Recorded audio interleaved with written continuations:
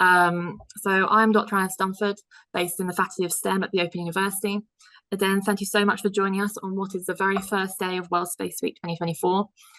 World Space Week came about in 1999 by the United Nations proclaiming it a week to celebrate the contributions of space science and technology to the betterment of human condition. It's the largest annual space event in the world and helps build up the workforce of tomorrow, demonstrate visible public support for the space program. We love it, it's brilliant. Educates the public about space activities and really fosters an international cooperation in space outreach, education, and research. It's a really interesting time the way we do it. It's based on 2 dates, so the 4th and the 10th is where it runs every year.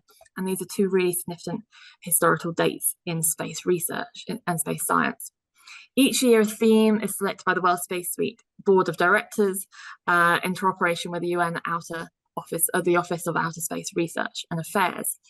This year, the chosen theme is Space and Climate Change. It celebrates the transformative impact of space technology in our ongoing battle against climate change and emphasizes the really important role that space science and space exploration plays in enhancing our understanding of the Earth and the universe beyond. And it's going to be really important as we step into the new era of space science and space exploration, which you will hear very shortly from our speaker. The OU is not only the largest university in the United Kingdom by number of students, but we are also a world-class public research university. It has a major research interest in the development and scientific exploration and exploitation of a number of international space projects, and we receive funding from many national and international space agencies, including NASA, ESA, and the UK Space Agency, to support really exciting science and engineering activities. Lunar science, why we're all here, is at the forefront of this research, and I am very pleased to be able to introduce Professor Mahesh Anand. He is a professor of planetary science and exploration at the Open University. His research work has spanned geological studies of ancient igneous terrains on Earth to diamonds to now lunar, Martian, and other meteoritic samples.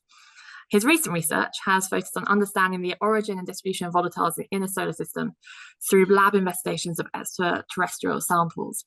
Today, Mahesh will give us a very exciting tour of lunar research and the exciting next steps. I will hand over to you, Mahesh. I'm the Dr. and then we'll be back and hopefully we'll have lots of questions at the end for me to ask you. Thank you so much. Well, welcome everyone, and thank you, Alice, for that very kind introduction. And thank you for all my colleagues who have actually made this possible for us to have this conversation together. I hope it's a conversation, and I'm going to share with you a perspective from my side, what I see as making living on the moon sustainable could entail, and it's all under the umbrella term of space sustainability.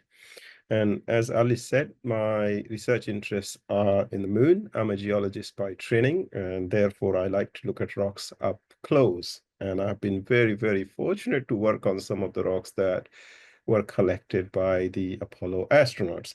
So I'm going to tell you a story about how the moon has played a vital role in our scientific understanding of the solar system. I'll take you on a journey to the moon, but more importantly, I'll also bring you back to Earth, because it's not just what we do in space, but how we actually use space for the benefit of humankind here on Earth is what matters to me, and I'm sure it matters to most of you, if not all of you. So let's go to the next slide. So before I dig a bit deeper into my work and share some of those exciting research with you, I just wanted to highlight that, I was really, truly inspired by this movie called The Hidden Figures. And if you haven't watched it, I highly recommend that you watch it. And the key message that comes from this movie, and which this movie tried to capture, is that space is for everyone. We know that space is perhaps humanity's final frontier, but it has a role for everyone to play. And so if you haven't watched it, please go and watch this movie. You will really like it. So let's talk about the OU.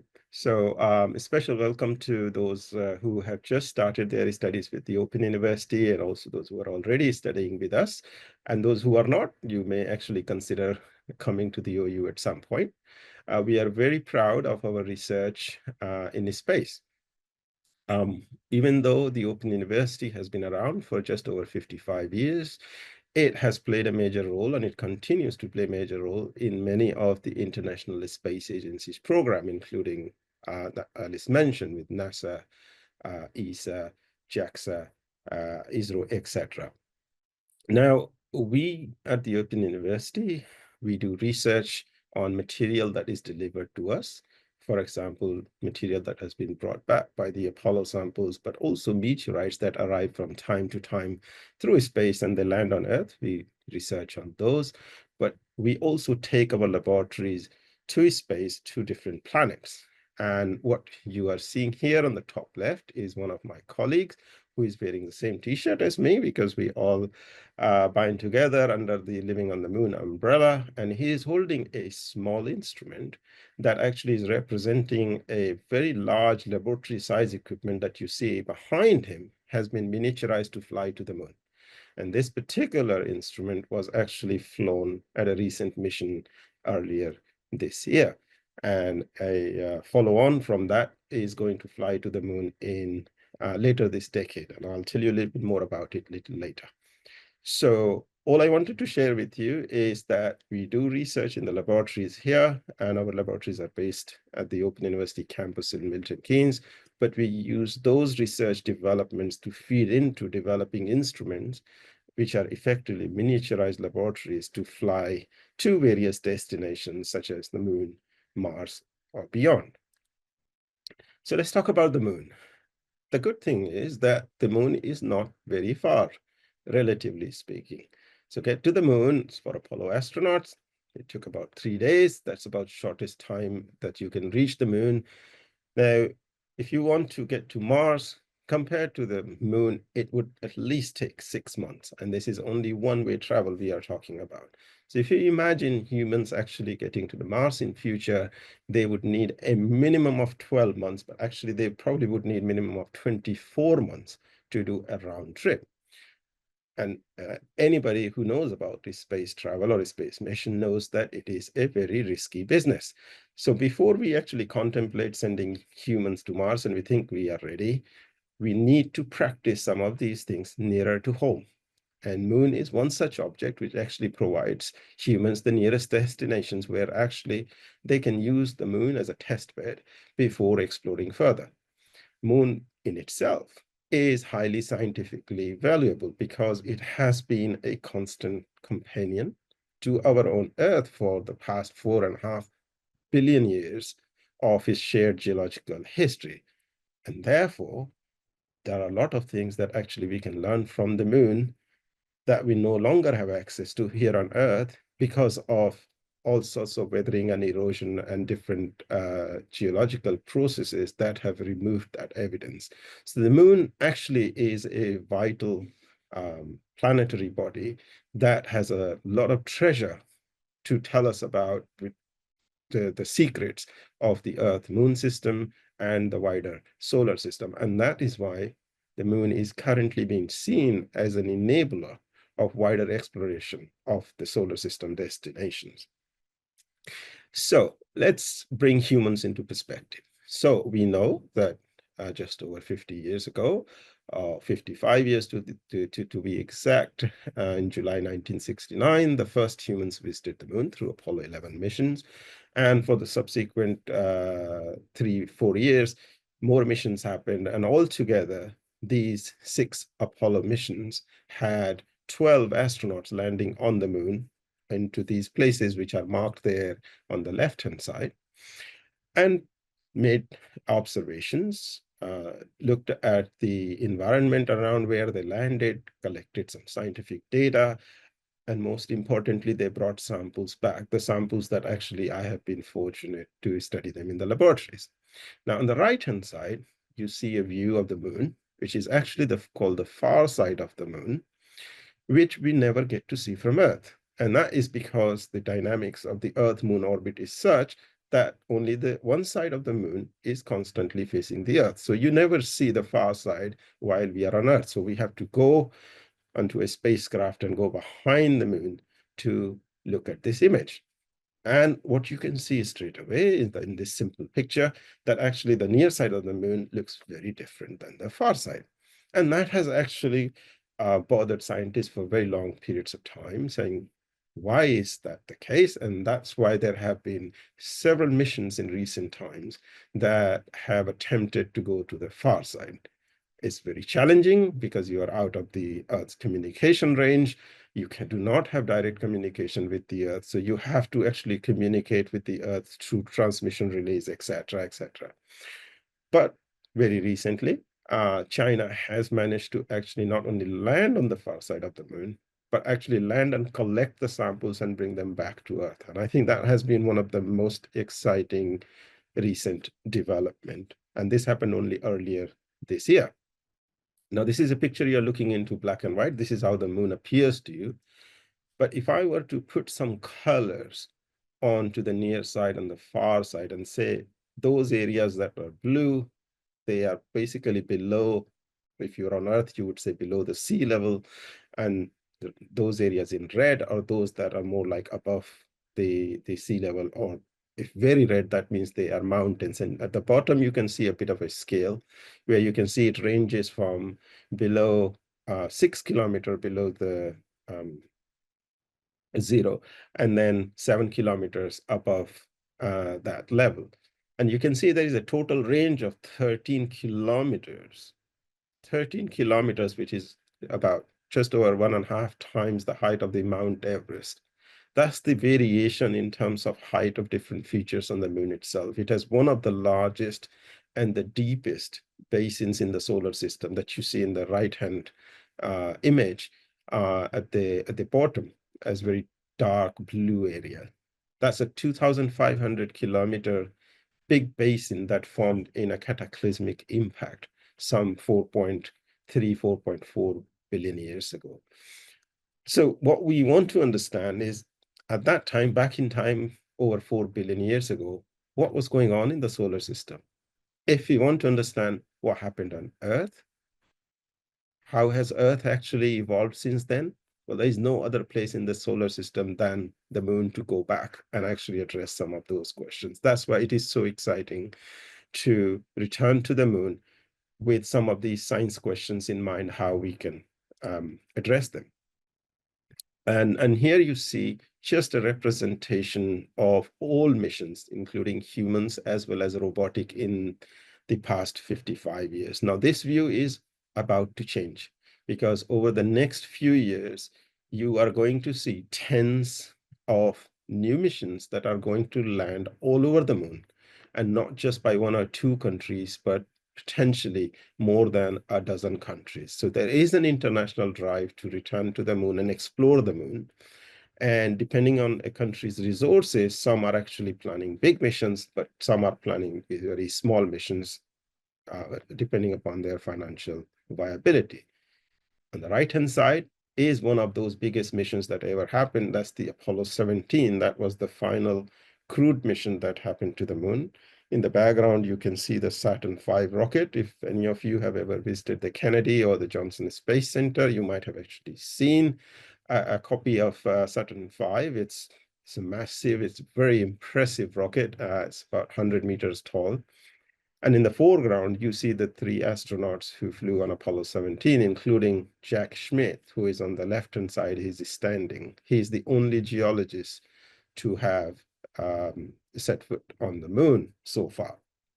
And it was the field work that actually he did with his companion astronaut that actually has brought about the latest scientific change that I will show you. So what did they do? So if we want to ask a question, what have we learned from human exploration of the moon so far? So humans not only just, you know, they didn't just go to the moon on a ride. They went there to do geological studies. They performed sample collection. They actually laid out a number of experiments that scientists wanted them to actually set up. And though some of those experiments are still yielding results 50 years on. While they were in lunar orbit, they collected a lot of data about the space environment that is now being used to actually make plans how humans can return to the moon in a safe manner. And actually, nowadays, we are talking so much about the EVs and electric cars. It was during the Apollo days, the very first electric car was actually driven on the moon. And the LRV stands for Lunar Roving Vehicle. And in Apollo 17, they used this vehicle to have the longest traverse on any extraterrestrial body. And as I said, yeah, from my point of view, it was the lunar sample collection that was the most important thing, because as I mentioned before, you do get meteorites that come from space, not just from moon, but from Mars and elsewhere. But what we don't know exactly where exactly on a planetary body they have come from. In this case, because astronauts were collecting the samples, they provided the geological context, which was very important to then interpret the data that we received, acquired on those samples subsequently.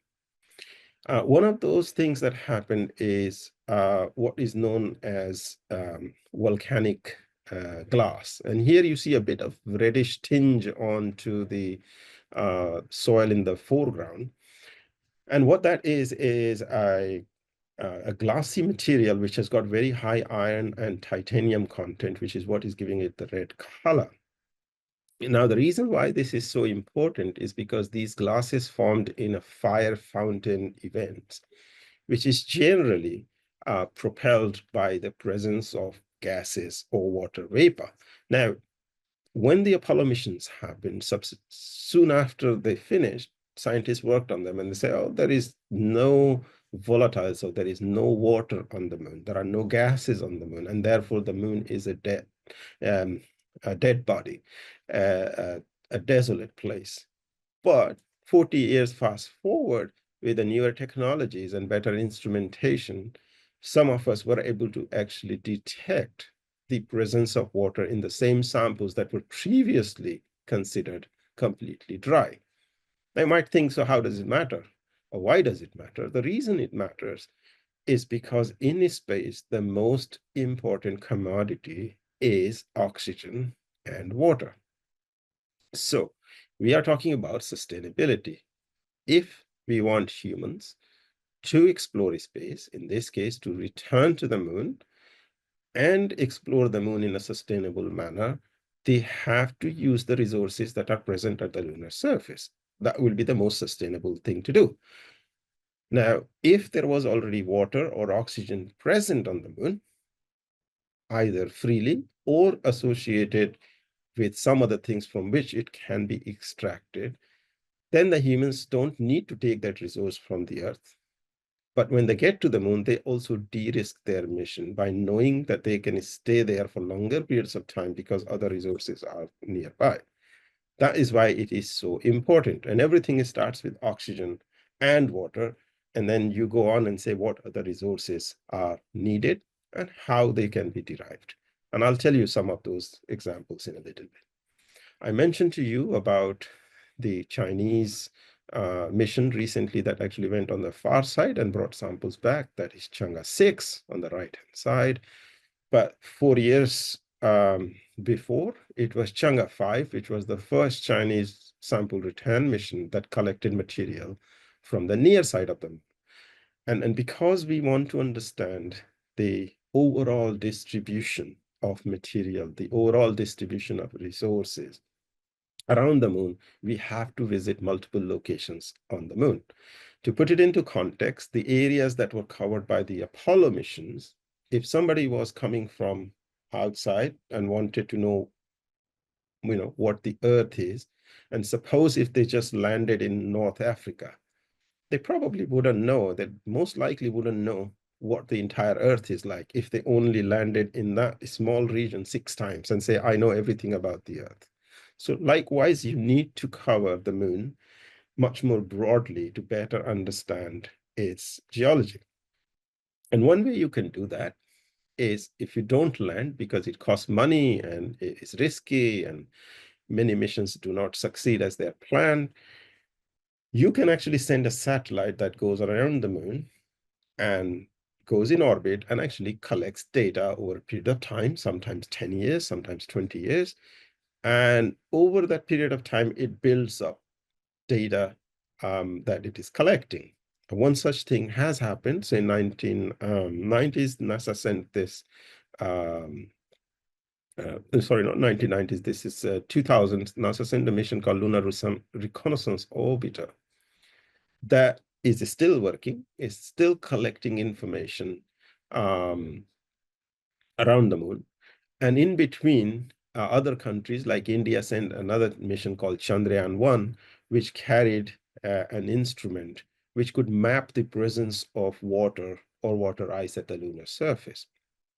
And it turned out that when you combine the data from different spacecraft, it seemed as if near the North Pole and the South Pole of the moon in particular, there were some deep, dark craters that actually potentially have huge quantities of water ice. Now, in this case, I'm telling you about the water ice as you know it, like in the form of water ice. But these are all being deduced on the basis of remote sensing data. So far, no mission has actually directly landed into these craters to confirm that there is indeed water ice present. And the water that I earlier told you that we found in lunar rocks, it is actually locked inside the minerals. So it is not present as a water as you know it. So if you want to access that water, it's much more technically challenging. Whereas if you find water ice in this case as a freely occurring water ice, it's much easier to extract it as a resource. But getting to these deep permanently shadowed craters in the polar regions is much more difficult than accessing material near the equatorial region. So everything has got some pros and cons. But to confirm whether some of these craters did indeed have water ice, NASA did an experiment where they sent a projectile into one of these craters, which subsequently confirmed that actually, yes, there was some water ice present in these craters. So far, what we can tell is that there seems to be water ice present at the lunar poles. But next step has to be that a mission has to land nearby or within these craters to actually touch that water ice and confirm its presence and, preferably even its abundance. Is it present 5%? Is it present at the level of 50% or even more? And one of those missions is going to be launched around 2027, on which the Open University built instrument that some of us are part of is going to be landing there on the moon to actually directly detect the water and measure its composition. So since the discovery of water in lunar samples and on the moon, the world has gone back to the drawing board, so to speak, and said, we need to refocus and we need to develop an integrated strategy for exploring space in a global context. And therefore, a document emerged, which is called the Global Exploration Roadmap. Now, what you see here is that there is an ambition to send humans to Mars, to explore Mars, but the moon is going to be in the critical path of achieving that ultimate objective. And therefore, the world is now working together. There is an international cooperation with some competition to actually explore the moon and develop moon as a test bed for furthering exploration in the deeper part of the solar system. And NASA has recently actually come up with a new program called Artemis program. And Artemis is it's a set of principles for actually cooperating in space exploration. Many countries over, I believe right now, the exact number, I'm not sure, but over 25 or 30 countries have signed up to Artemis Accords, which essentially means that people will pool resources together and work together to explore the moon and beyond. And undoubtedly, with the rise of the AI and the autonomous vehicles and things, we should expect a human-robotic partnership in the emerging decade. Now, the one thing is to actually get to the surface of the moon and have astronauts on the surface of the moon exploring. But the other is also to imagine a space station type of scenario where there is a much safer habitat for the astronauts in the form of a gateway, which will be going around the moon, and astronauts will only get to the lunar surface when it is absolutely vital or necessary. And while they are on the gateway, they could still be teleoperating rovers and instruments at the lunar surface. But all of these concepts are currently being developed under the Artemis program. So I think we know and we can see that how world is moving steadily towards returning to the moon, be with humans or be robotically. But in either case, they need to utilize the local resources. And what local resources do we have on the moon? Well, we know a bit more about the water. Think that there is water ice at the lunar poles. We know there is potentially water locked in the rocks themselves, which needs to be extracted. Other than that, the only other resource that we have at first is going to be the loose material that is present all over the surface of the moon, which is called the lunar regolith. And so we have to find ways of utilizing and processing that lunar regolith into something meaningful. This is the case that is going to be anywhere you go in the solar system. It will be the same challenge on Mars. It will be same challenge on an asteroid. Anywhere you go, all you will have will be the access to the surface material, which will be a fine, dusty soil type material. And if you're lucky, you might have some water ice at that destination. So the question is, what do we do with it? Now, some of you might not be aware that actually the material makeup in our solar system on almost all solid objects is more or less similar. So for example, the fine grained material on the moon has the same quantities or ratios of elements that we find in rocks here on Earth, whether it is oxygen, silicon, aluminum, you name it. The problem on the moon, in a sense, is that it is a very dusty place because there is no free-flowing water and there is no atmosphere. Same problem is with Mars. It's a very dusty place.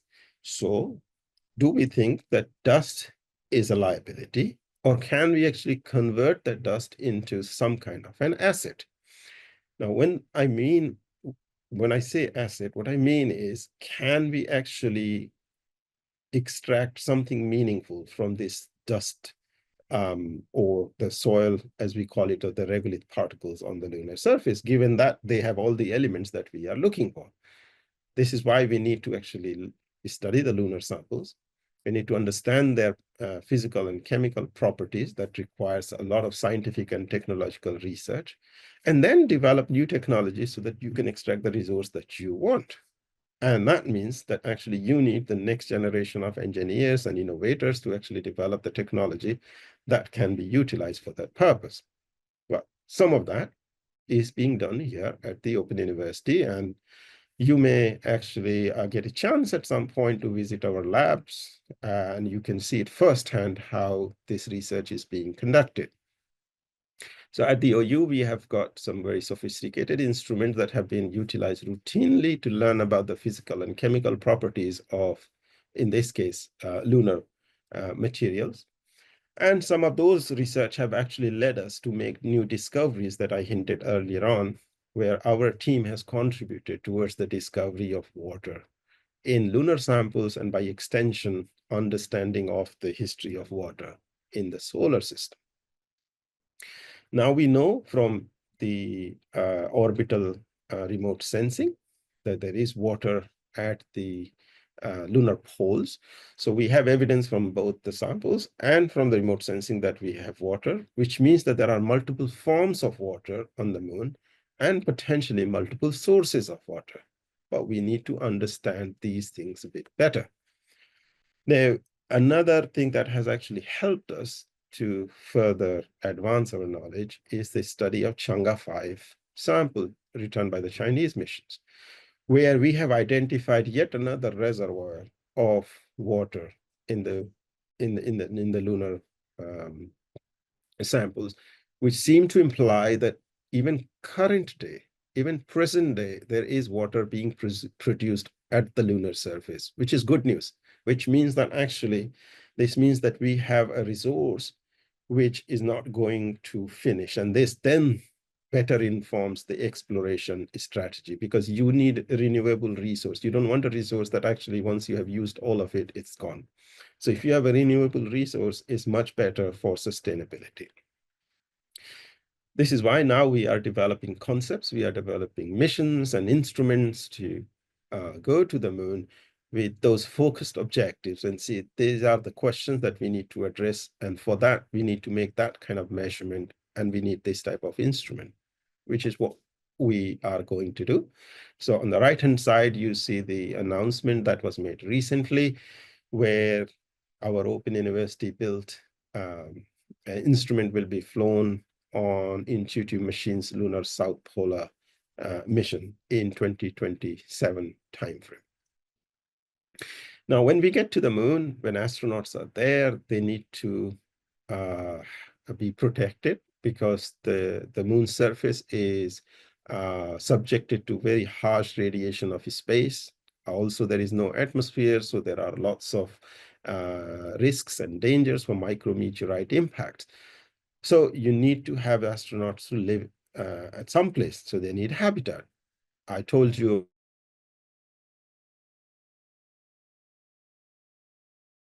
about the alternative where they can stay on the lunar surface.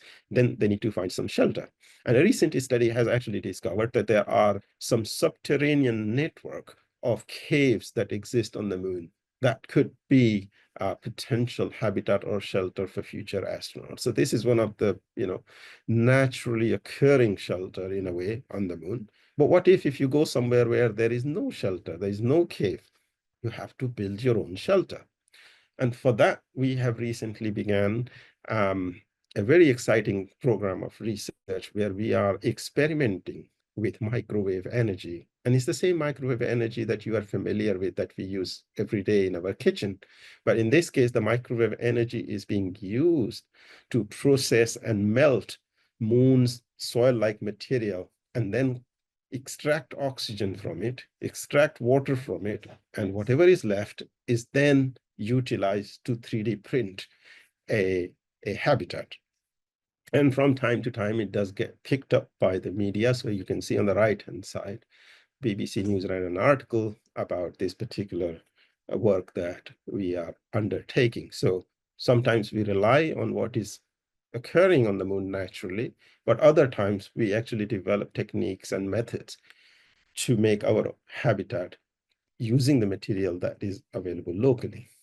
And this is the point where I would like to bring you back to Earth. So all of that, we are doing it for the moon because we are challenged to come up with a new solution. We are challenged to come up with innovative solutions to maximize the availability of resource on the moon.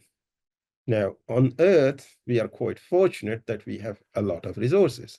Now, that to me sometimes is a positive thing, but often is not so positive because we are not challenged. We don't actually try to innovate to the same extent that we are doing for the moon. So now, having innovated for the moon, we are actually applying the same microwave technology for remediating the mine waste that we find dotted all over the Earth. In this case, we are focusing on a mine waste area in North Wales. And what it is actually giving us is we can still extract some meaningful resource from these mine waste than was ever thought before. And if we can prove this concept at an industrial scale, then you can imagine how much of environmental remediation potential this work could have, while giving us some valuable resource that we didn't know existed and we had thrown it away.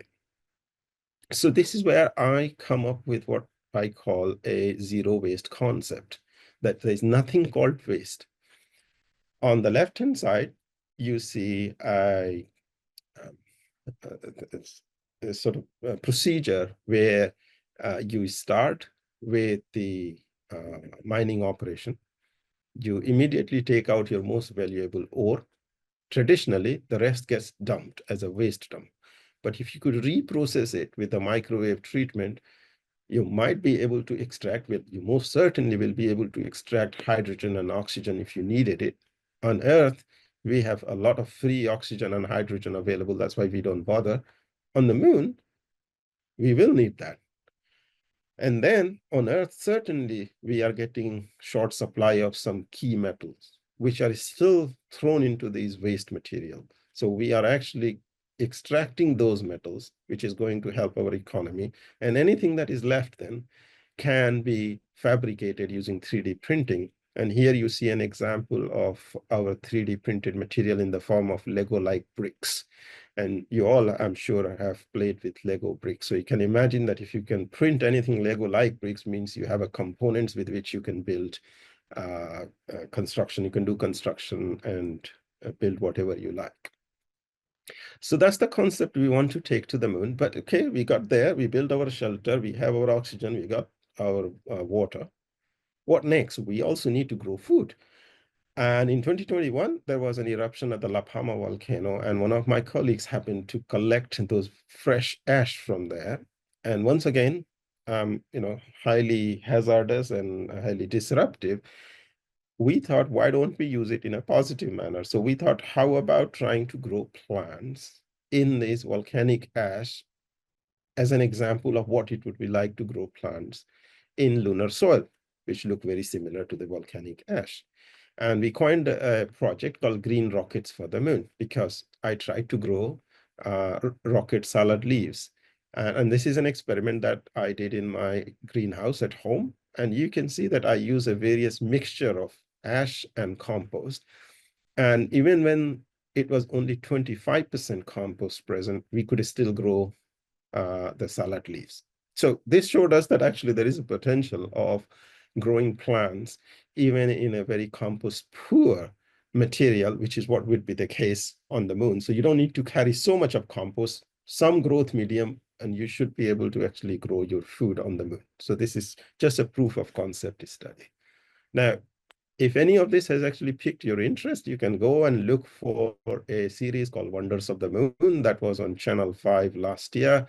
And some of this work that I have just presented to you was covered in this TV program, and it is Dara Ó Briain. Those of you who don't know him, he has narrated this beautifully, so you might enjoy that.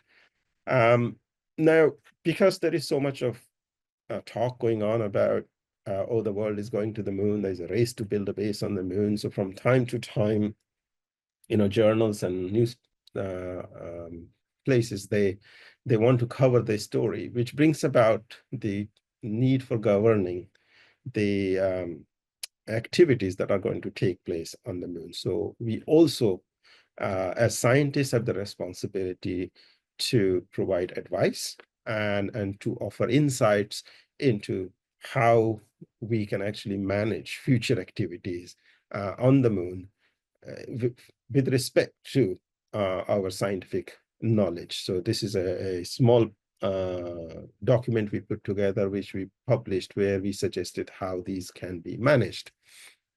Now, this is what the future is likely to look like.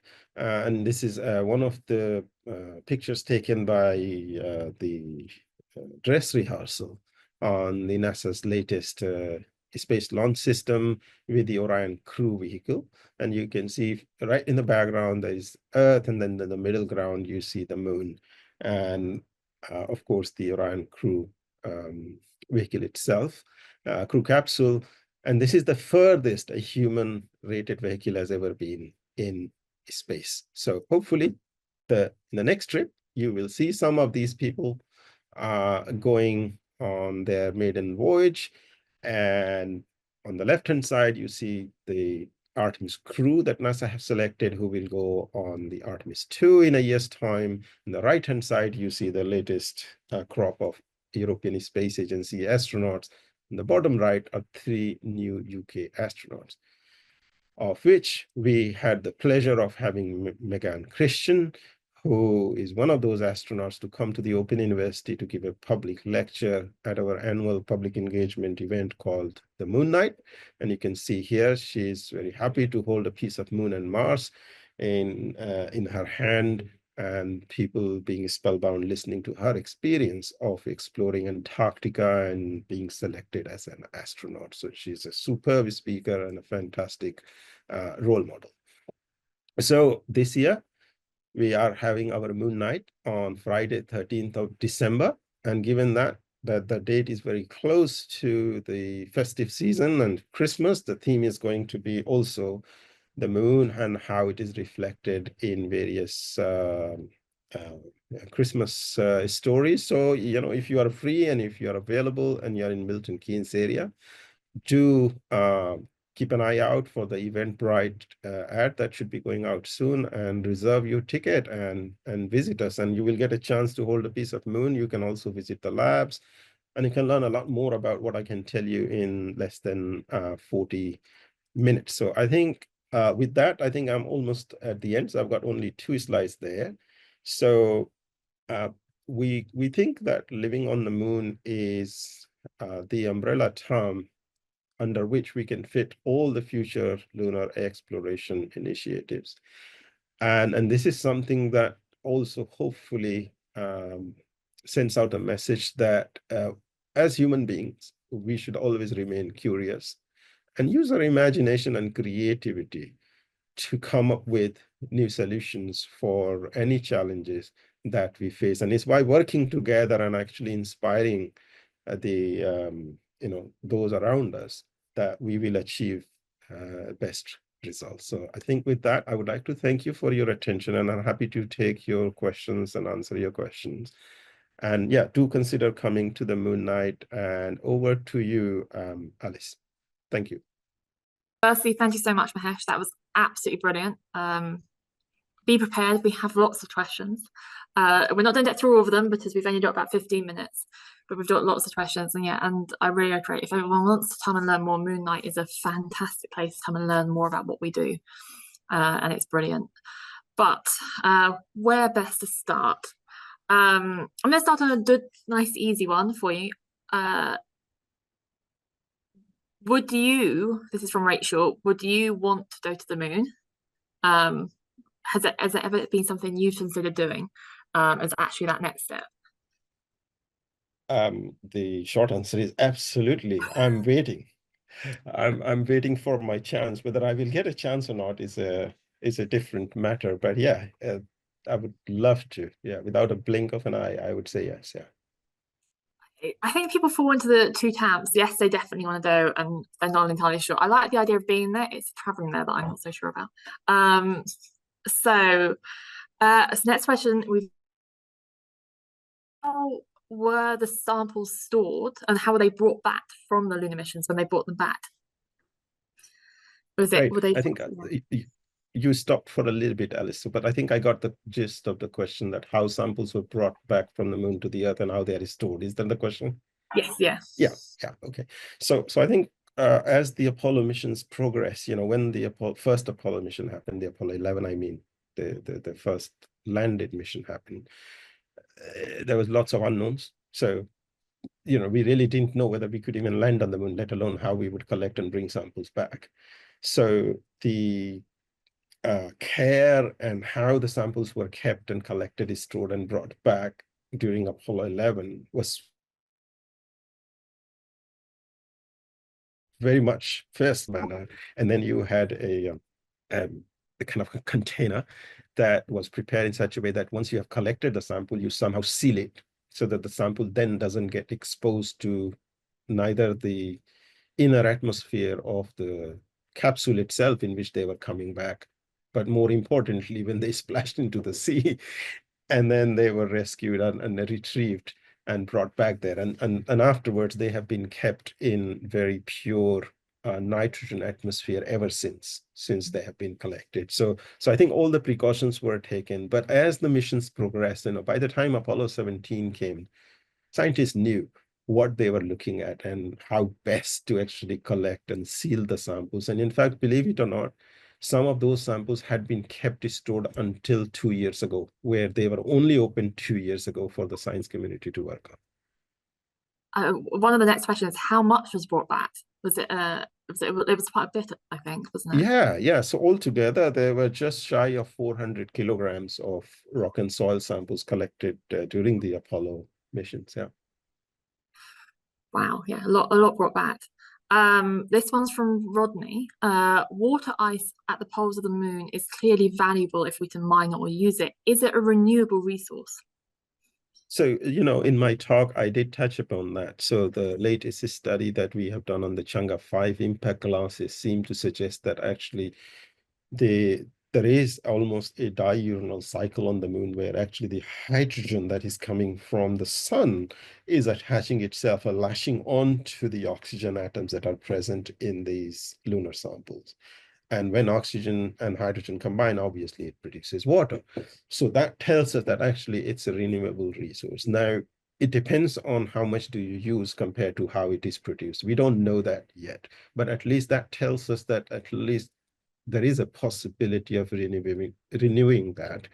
But what we don't know is how much of water ice is actually there at the lunar poles. Nobody has yet directly touched it. Is it only at the near surface a few centimeters? Is it 1 meter deep and then 10-meter thick lenses? Some of these things are very tantalizing questions.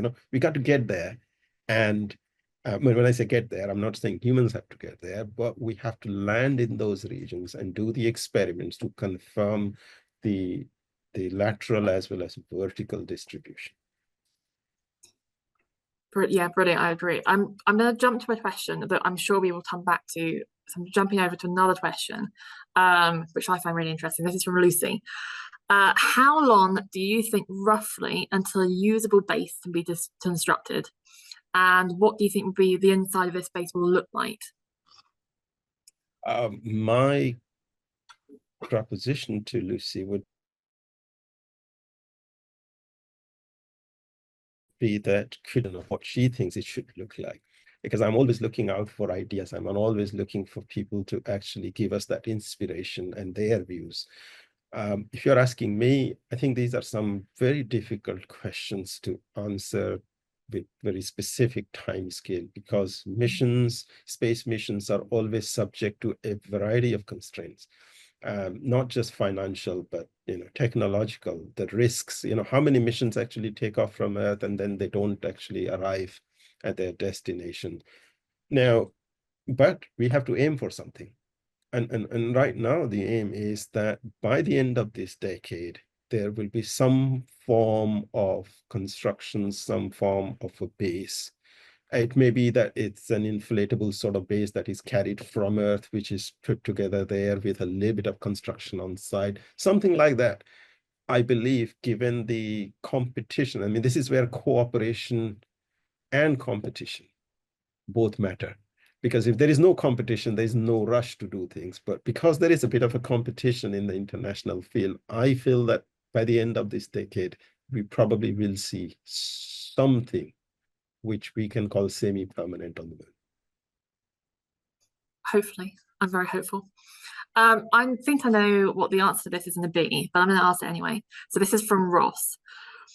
What study is more important for humanity in the long term, the moon or Mars? I think you're going to be biased. So. I think, yeah, if there was no option, then I would assume it'd be both and everything else. Because it's not just one body.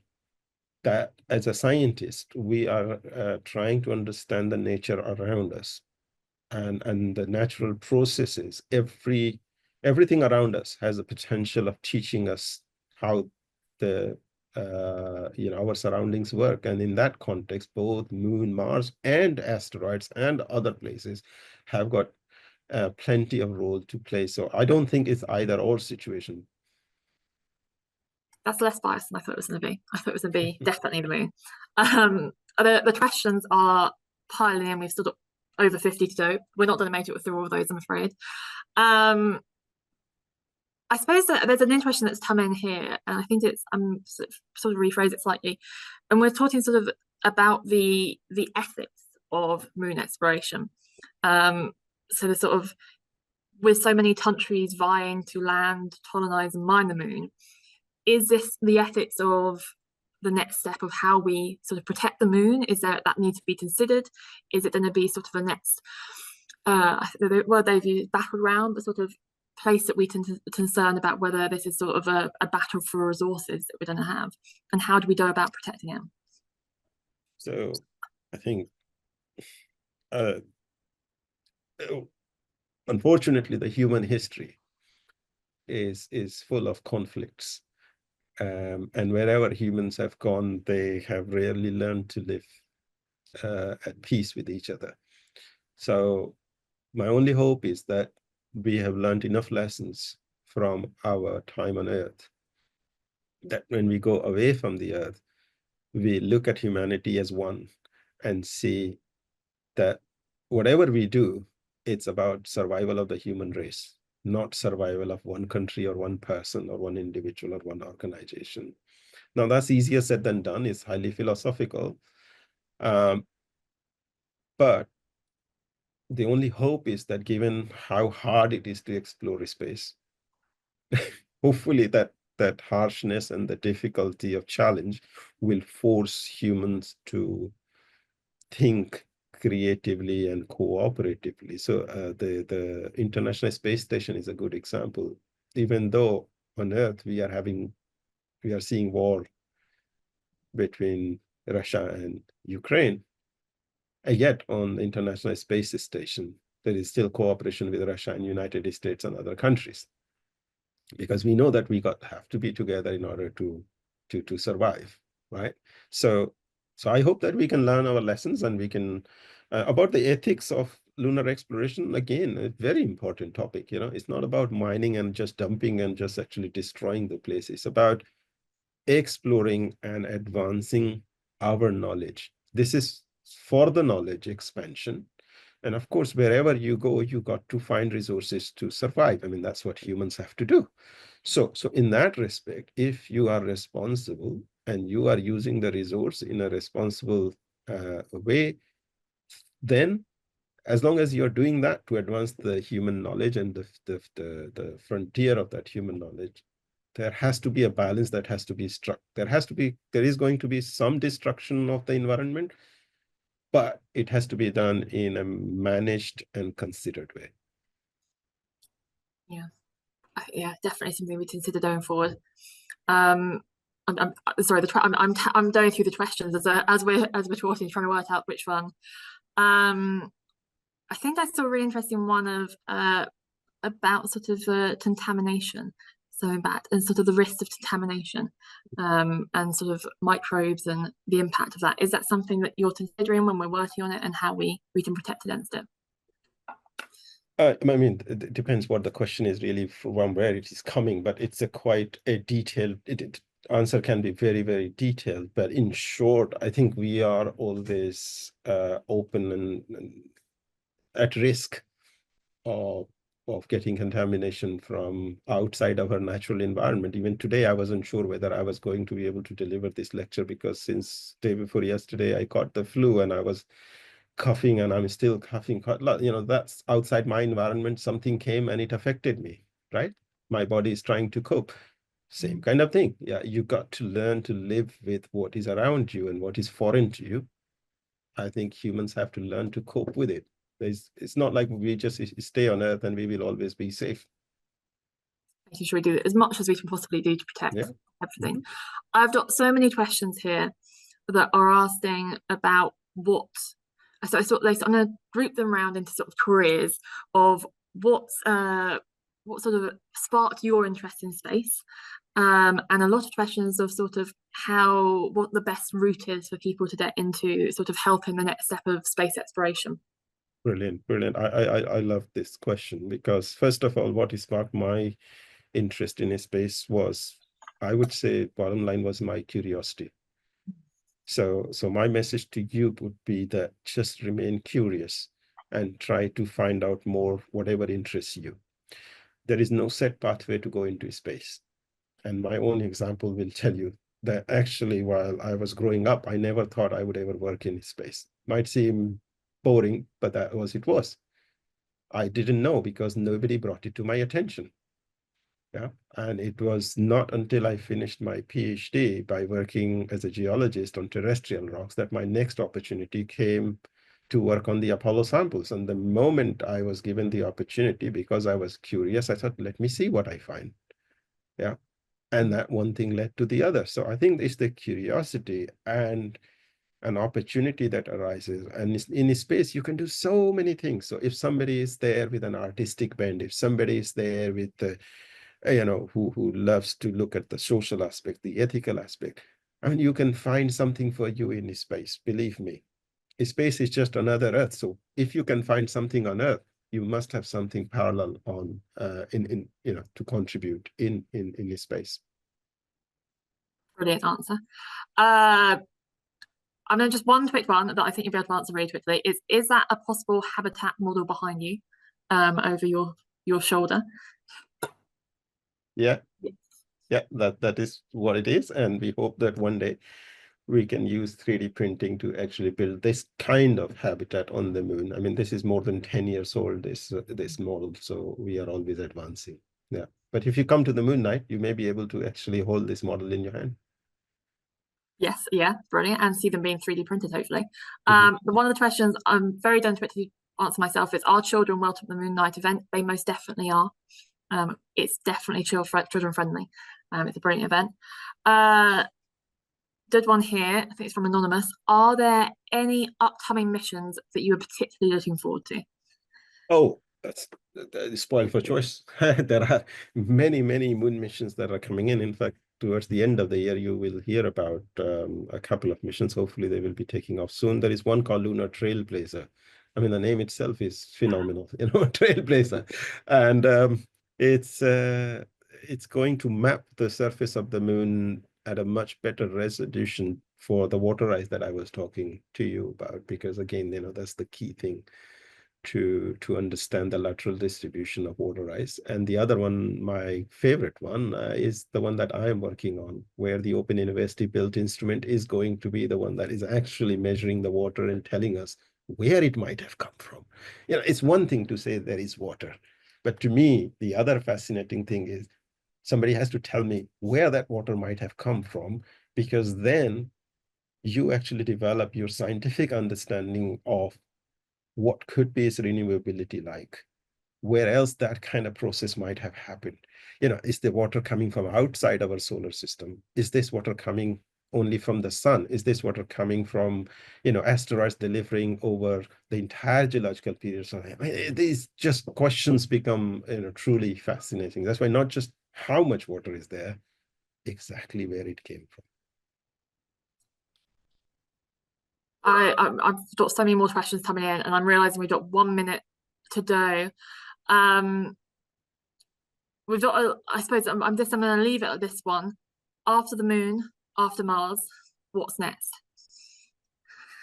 Well, we don't do it like this. So we are not waiting to explore Mars while we explore the moon. So as of now, we have missions that are on their way to study Mercury. For example, the European Space Agency and many UK scientists are involved in a mission called BepiColombo, where the mission is going to go in orbit around Mercury in 2 years' time. It has been on its cruise for the past 6 years. Sometimes these missions can take very long time to actually reach to their destination because distances are vast in space.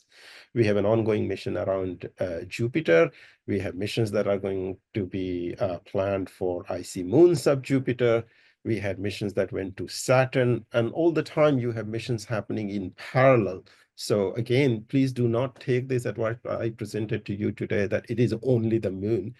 Well, I was presenting you from my perspective about what is there about the moon. And because of its nearness to us, it just gives us so much opportunity to visit it so frequently. And you wonder why in 50 years that hasn't happened. So maybe there weren't those questions that are now being asked. Now we have questions, we need to do that. And before you close, Alice, I just want to invite all your audience there to visit the Open University's Open Learn website, because there is so much of freely available information. You don't have to register anywhere. You don't have to pay anything. just satisfy your curiosity. Yeah, and if you think that something should be there and you don't find it, you drop us a message and we will do our best. Thank you so much, Mahesh. And I'm realizing we're only 1 minute earlier overdue, so we've done very well.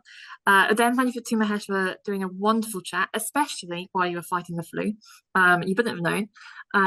Thanks to all of you for joining us. I've had one of the 2 questions about Moon Knight. If you follow our social media, which should now be in the chat on X, or follow Eventbrite, you will find information about our upcoming events, including Moon Knight. Thank you very much and see you soon.